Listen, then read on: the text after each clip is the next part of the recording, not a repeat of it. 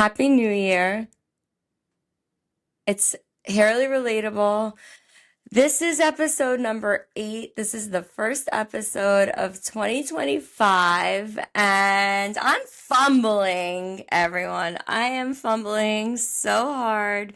I am fumbling worse than the Giants did this year. If you're a Jets fan, you probably feel me as well. I thought that this was going to be like an easy feat for me this morning. I'm going to go straight through though. So this is going to be an unedited version. I better not F up.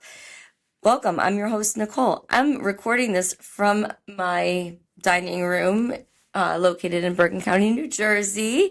And I have completely dropped the ball. I had these high hopes and dreams for episode number 8 coming into the new year. And guess what? Life be life in right now. And I have definitely tried on Saturday to record about 6 takes of this episode, which I had in my head what I wanted to say and talk about, but the words were spewing out, stuttering out, and I couldn't articulate correctly and I couldn't get my point across. So here we are. I also remembered, because in the haste of things that I just forget as I'm entering this new realm of podcasting, especially on video, is that I had my phone not on landscape. I had it up and down, so it was actually not recording the correct way.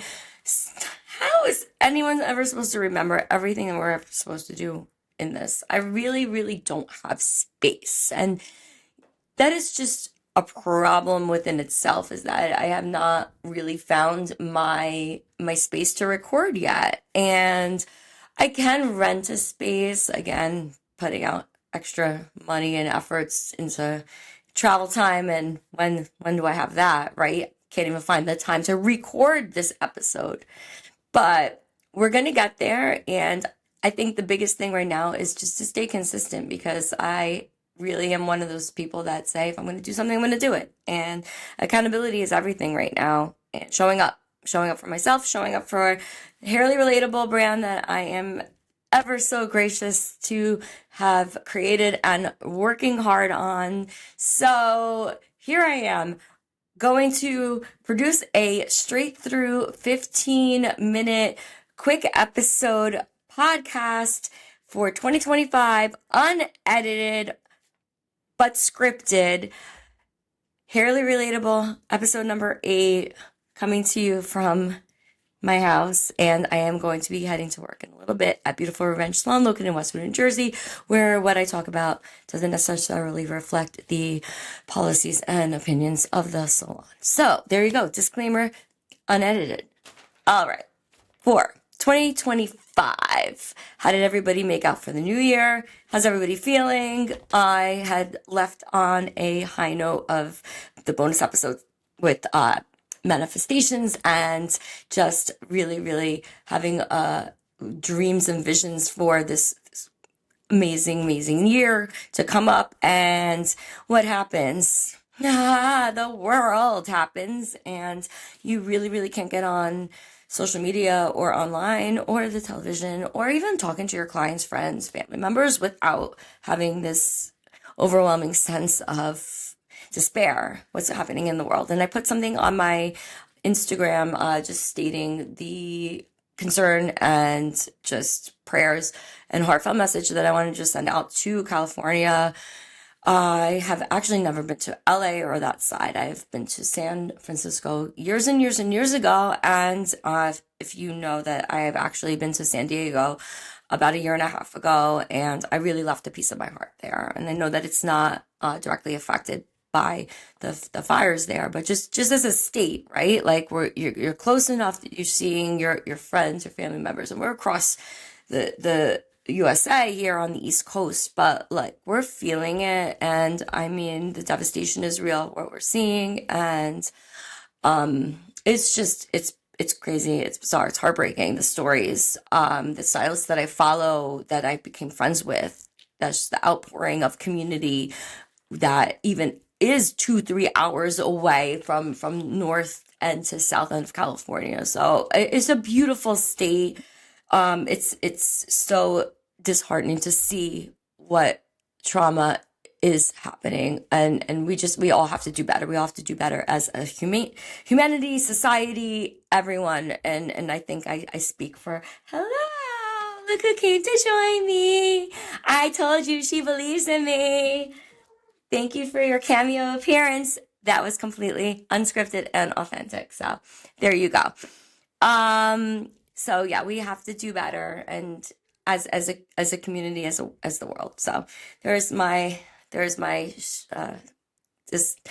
heartfelt message to everyone that is there, and family members, everyone, and the pets. Oh my God, the pets.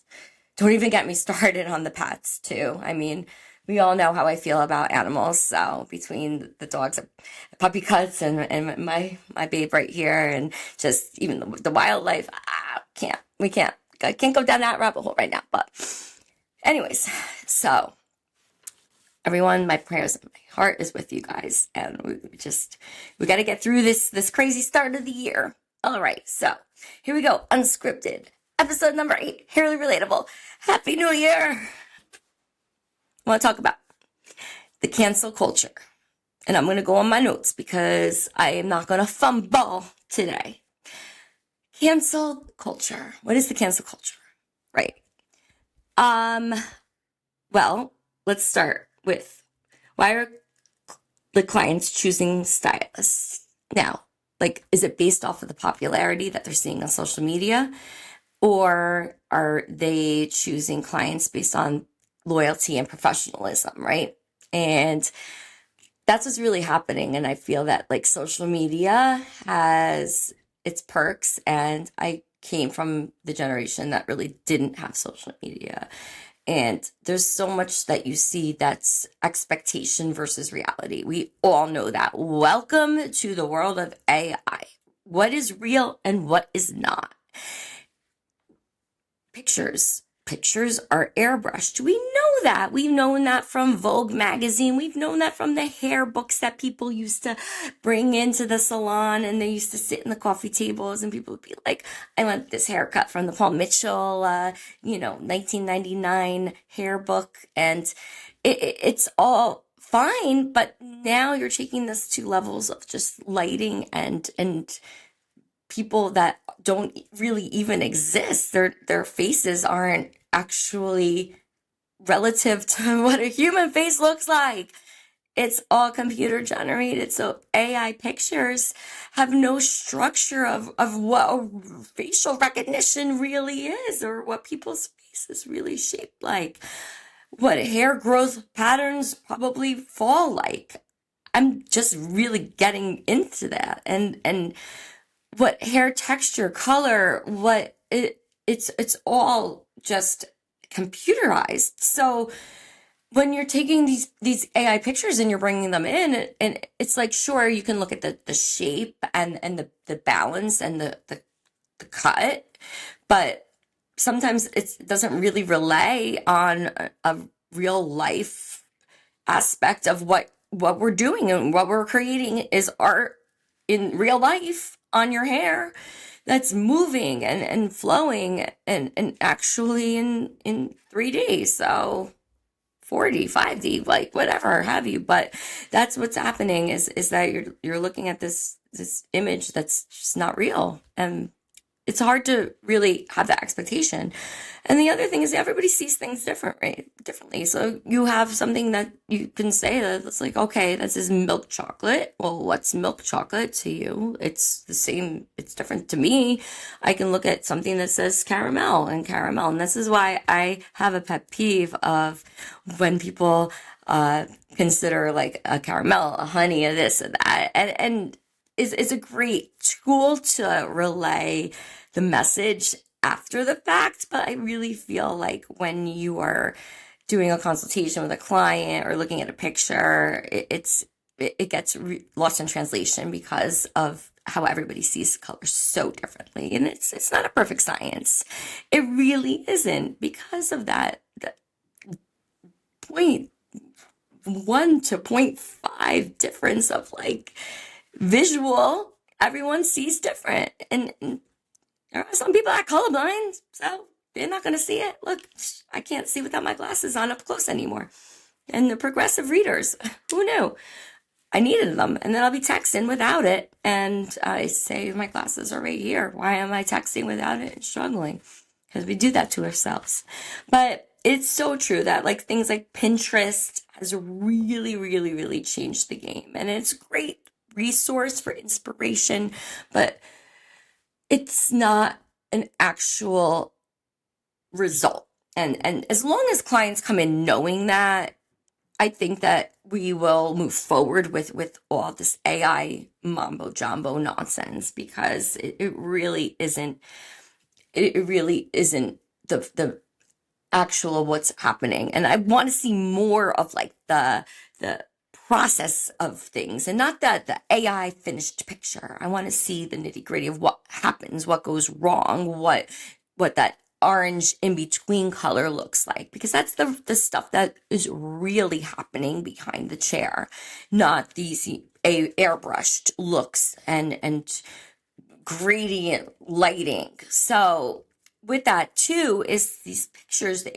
they look like $1,000,000, and they're creating all of these popularity contests, and also stylists win awards for these wonderful, beautiful airbrushed pictures. And, I was lucky enough to also have some headshots taken where I looked at it and I was like, oh my gosh, they're so nice. Yes, because they're photo touched, edited. Thank you so much for doing such a wonderful job, because sometimes I wake up in the morning and I don't look like that, even when I have makeup on. So looking at a picture is wonderful. It's beautiful, but it's also creating this stature of this like luxury brand of stylist, right? And being a luxury branded stylist is great, and it's setting a worth and a price on what we are.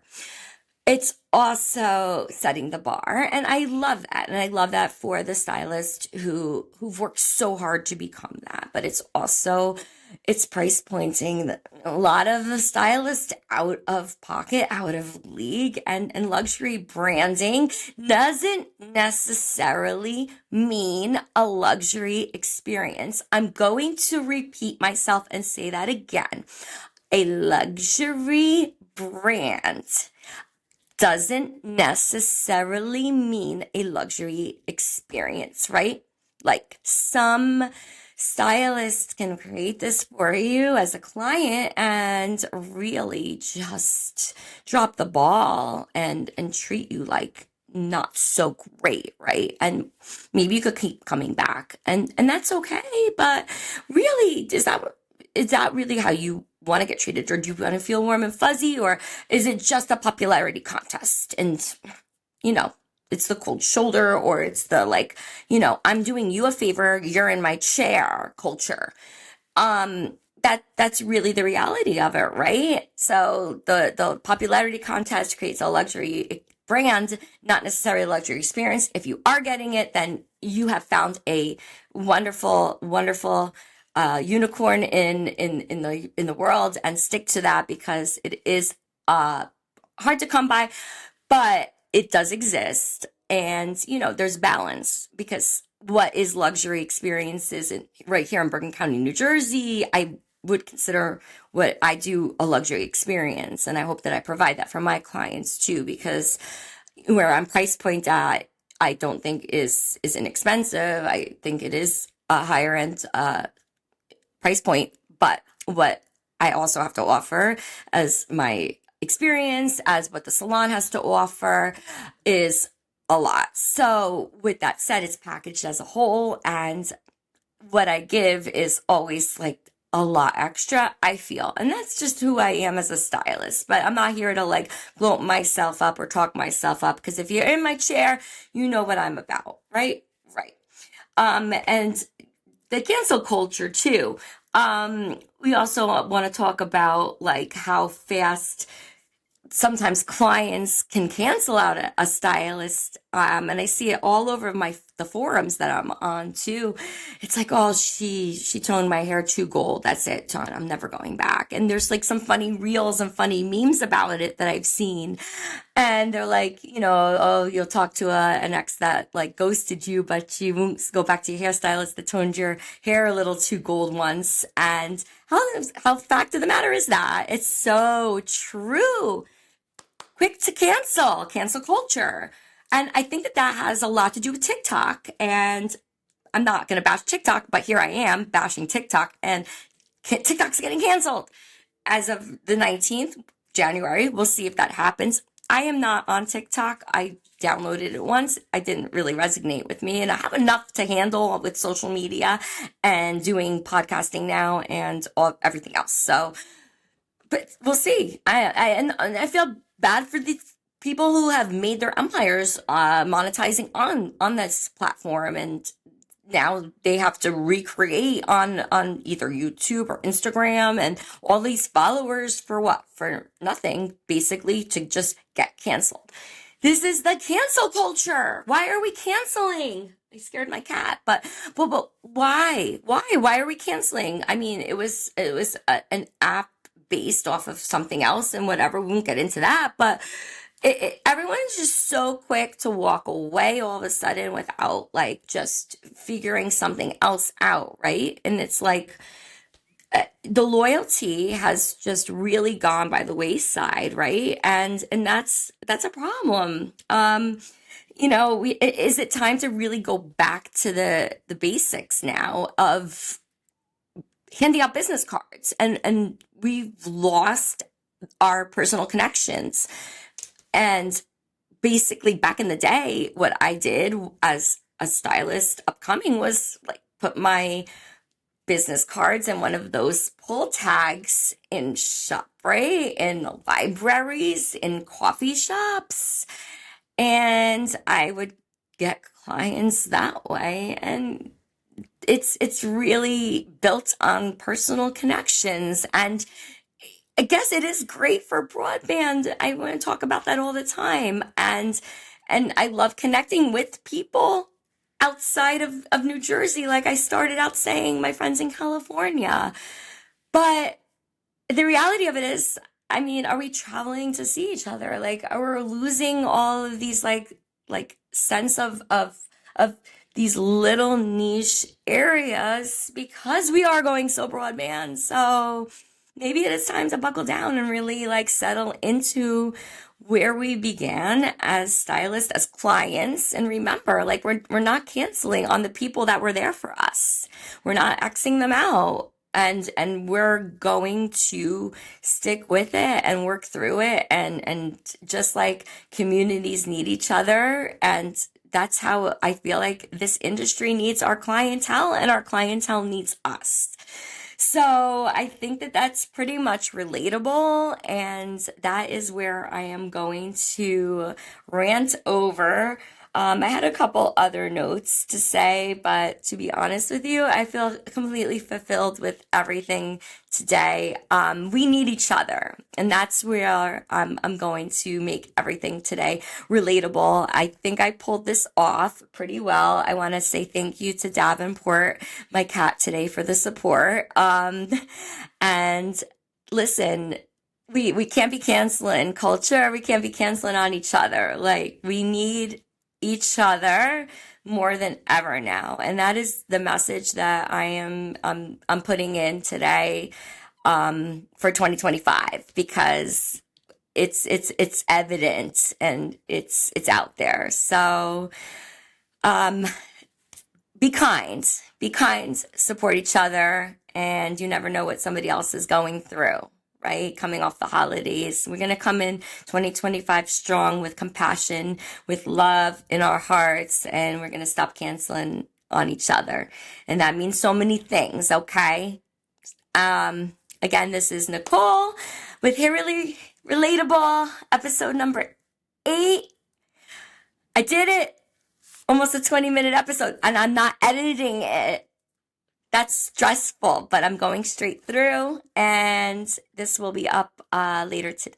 So be kind, love one another, and be well. Episode number 9 will be back in 2 weeks. Love y'all. And I didn't even take a sip of water, but I have coffee.